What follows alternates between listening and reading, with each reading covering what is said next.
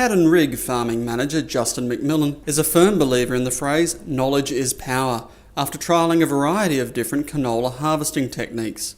The 30,000 hectare mixed cropping and livestock operation in central New South Wales has played host over the past 5 years to 2 trials conducted by the Grain Arana Alliance.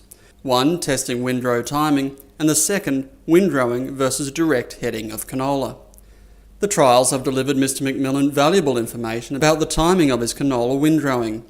Leaving a small window following the recommended 60% crop colour change is ideal.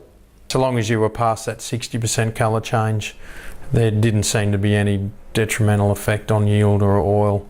I think you did find that if you thought it was ready, if you could afford to wait another week, then you seemed to hit the money. The Grain Arana Alliance is funded by the Grains Research and Development Corporation, which is supporting measures to optimise harvest efficiency and maximise crop yields. In comparing direct heading versus windrowing, Mr McMillan said there wasn't a noticeable difference between the techniques for yield and oil content once the crop was off. And I guess the other thing with the direct heading, the shattering, people were worrying about shattering. We didn't find that there was any significant losses.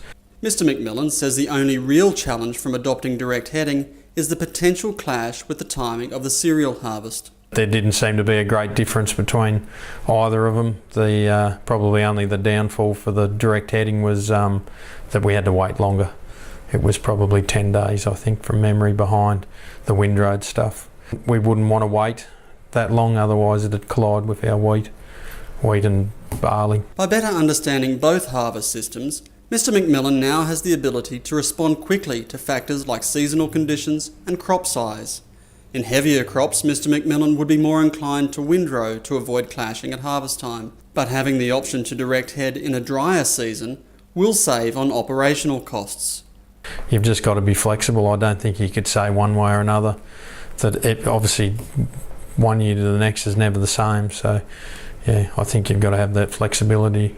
Mr McMillan believes this flexibility wouldn't be possible without the help of agronomy groups like GOA.